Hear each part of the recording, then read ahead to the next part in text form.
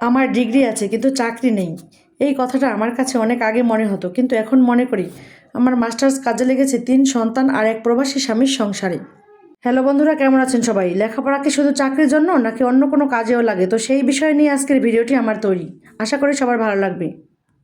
আমি যখন মাস্টার্স সম্পন্ন করেছিলাম তখন চোখ ভরা স্বপ্ন ছিল আমার, কিন্তু আজ যখন আমার জীবনটা 3টি শিশু আর একজন ইতালি প্রবাসী স্বামীর সংসারে ওতপ্রোতভাবে জড়িত, তখন অনেক সময় আপনজনের কাছ থেকে একটি বাক্য কানে আসে যা খুবই কলিজায় লাগে। অত ডিগ্রি নিয়ে কী লাভ হলো? লেখাপড়া করে আমি কী করলাম? কিছুই তো করতে পারলাম না, শুধু পড়াশোনা করে সময় নষ্ট। তো সেই সব শুভাকাঙ্ক্ষীদের জন্য আমার আজকের ভিডিওটা করা।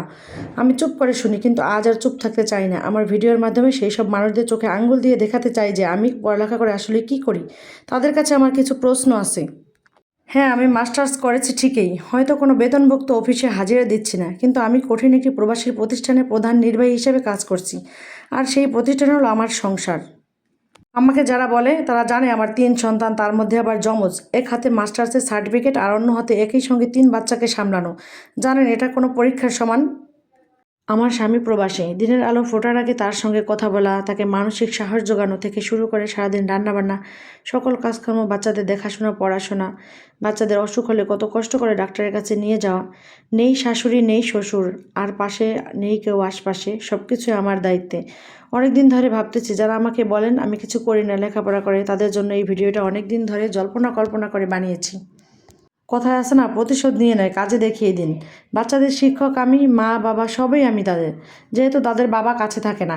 এই যে বাচ্চাদের প্রথম সাময়িক পরীক্ষা থেকে শুরু করে এই যে ফাইনাল পরীক্ষা পর্যন্ত বাচ্চাদের পিছনে কত কষ্ট করতে হয়, তা একমাত্র একটা মাই জানে যার বাবা দূরে থাকে। তো এই যে এই ফাইনাল পরীক্ষায় কত রাত জেগে ভোর 5টায় উঠিয়ে পড়াশোনার কত দায়িত্ব, তো আমি চাকরি করলে এই সন্তানদের ঠিকভাবে খেয়াল রাখতে পারতাম বলেন? যারা বলেন আমার ডিগ্রি বৃথা গেছে, তারা হয়তোবা জানেন না যে আমার এই ডিগ্রি আমাকে আজকের আমি হিসেবে গড়ে তুলছে। এই যে বাচ্চাদের খাওয়া দাওয়া, ঘুম, পড়া সব ঠিক করে আপনাদের মাঝে সুন্দর ভিডিও উপস্থাপন করা, আমি মনে করি এটাই আমার বড় চাকরি। আমার মাস্টার্স শুধু আমাকে চাকরির দরজায় নিয়ে যাওয়ার জন্য ছিল না, এটা জীবনের কঠিনতম পরিস্থিতিতে মাথা ঠান্ডা রাখার জন্য ধৈর্য এবং শক্তি। তাছাড়া আমি একজন শিক্ষিত মা হয়ে তাদের সুন্দর ভবিষ্যতের ভিত্তি তৈরি করছি।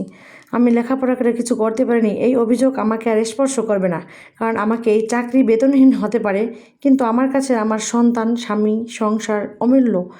আমি মাস্টার্স পাশ করে একজন সফল গৃহিণী, এটাই আমার বড় পরিচয়। আমার স্বামী প্রবাসী কঠিন পরিশ্রম করেন, আর আমি দেশে বসে তার সন্তান সংসার সঠিকভাবে সামলাই। তাদের কি কেনাকাটা করা লাগবে, তাদের কোথাও ঘুরতে নিয়ে মন ভালো করা লাগবে, কিসে তারা ভালো থাকবে, সবাই আমার দায়িত্বে থাকে। আমি মনে করি একটা মেয়ে শিক্ষিত হয়ে বাচ্চার সংসার সামলানোর চেয়ে পৃথিবীতে বড় কোনো চাকরিই হতে পারে না। আমাকে যখন কেউ বলে আমার ডিগ্রি কাজে লাগেনি, তখন আমি মনে মনে হাসি, যা আমার ডিগ্রি আমার সবচেয়ে গুরুত্বপূর্ণ চাকরিতে, আমার বাচ্চাদের মার্কেট এবং আমার সংসারের প্রতিদিন প্রতি মুহূর্তে কাজে লাগছে।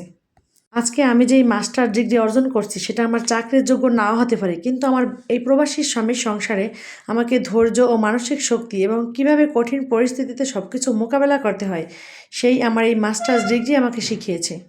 কীভাবে প্রবাসী স্বামীকে ছাড়া 3 ছেলে মেয়েকে নিয়ে যুদ্ধের মতো জীবনযাপন করছি, এবং ধৈর্য, মানসিক শক্তি কোথা থেকে পাচ্ছি, সবই আমি কিন্তু এই শিক্ষার জন্যই পাচ্ছি। শিক্ষিত হলে এই না যে তার চাকরি করেই খেতে হবে। শিক্ষা শুধু চাকরি করে টাকা ইনকামের জন্য নয়। শিক্ষাকে কাজে লাগিয়ে সংসারের সমস্ত দায়িত্ব নিজের মাথায় নেওয়া, বাচ্চাদের টেক কেয়ার করা, সমস্ত কিছু দায়িত্ব নেওয়া, এটাই আমি মনে করি বড় একটা চাকরি। আজকে আমি শিক্ষিত বলে আমার বাচ্চাদেরকে এক্সট্রা কোনো প্রাইভেট দিতে হয় না আমার। তো আমি নিজেই পড়ে, আমি মা, তাদের আমিই শিক্ষক। আমার বাচ্চাদের যদি কোথাও বুঝতে অসুবিধা হয়, কোনো বানানে ভুল করে, তো সেটা আমি শিখিয়ে দিতে পারি। আমি মনে করি এটাই আমার বড় চাকরি। এই জন্য শিক্ষিত হলে যে চাকরি করতে হবে এটাই ভুল ধারণা। তো ভালো থাকবেন সবাই, আল্লাহ হাফেজ।